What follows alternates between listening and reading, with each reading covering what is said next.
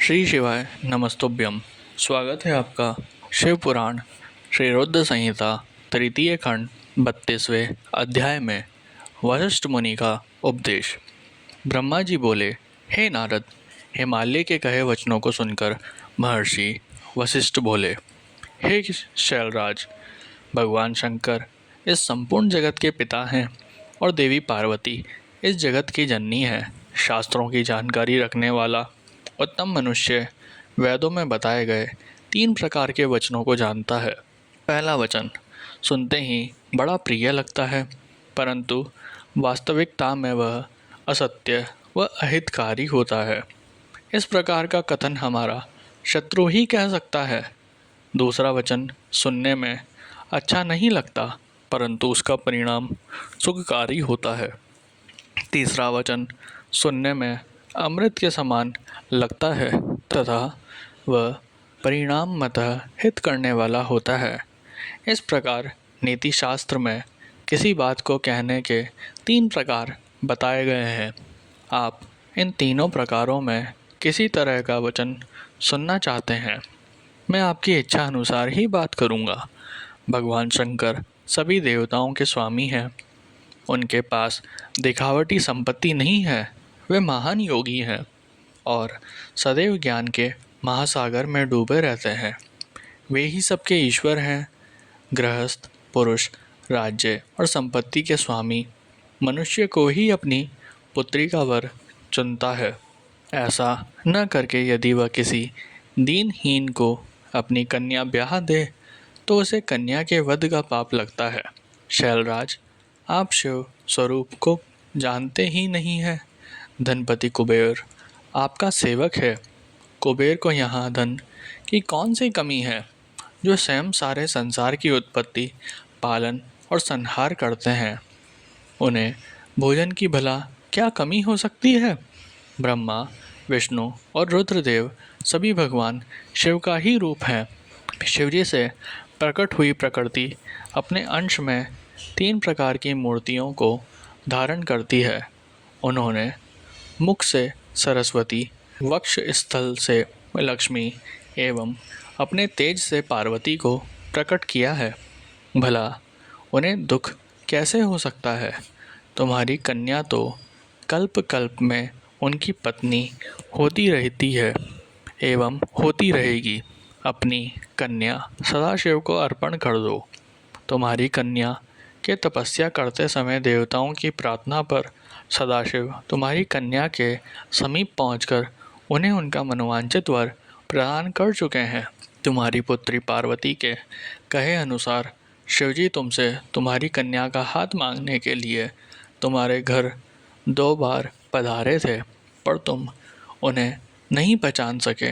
वे नटराज और ब्राह्मण वेशधारी शिव ही थे जो तुम्हारी कन्या का हाथ मांगने आए थे, पर तुमने मना कर दिया। यह तुम्हारा दुर्भाग्य नहीं है तो क्या है। अब यदि तुमने प्रेम से शिवजी को अपनी कन्या का दान न दिया तो भगवान शंकर बलपूर्वक ही तुम्हारी कन्या से विवाह कर लेंगे। शैलेंद्र, ये बात अगर आप ठीक से नहीं समझेंगे तो आपका अस्तित्व ही समाप्त हो जाएगा।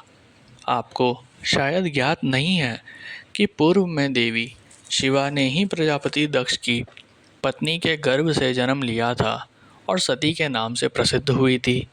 उन्होंने कठोर तपस्या करके भक्त वत्सल भगवान शिव को वरदान स्वरूप पति के रूप में प्राप्त किया था, परंतु अपने पिता दक्ष द्वारा आयोजित महान यज्ञ में अपने पति त्रिलोकीनाथ भगवान शिव की अवहेलना एवं निंदा होते देखकर उन्होंने स्वेच्छा से अपने शरीर को त्याग दिया था। वही साक्षात जगदम्बा इस समय अपनी पत्नी मैना के गर्भ से प्रकट हुई है और कल्याणमय भगवान शिव को जन्म जन्मांतर की भांति पति रूप में पाना चाहती है। अतः गिरिराज हिमालय, आप स्वयं अपनी इच्छा से अपनी पुत्री का हाथ महादेव जी के हाथों में सौंप दीजिए। इन दोनों का साथ इस जगत के लिए मंगलकारी है।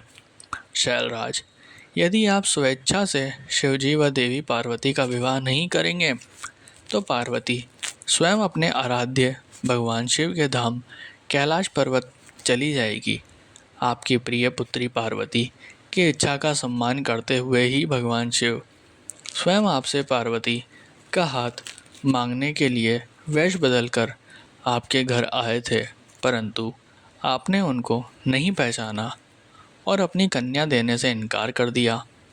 आपके शिखर पर तपस्या के लिए पधारे भगवान शिव की देवी पार्वती ने जब सेवा की थी, तो आप भी उनके इस निर्णय में उनके साथ थे।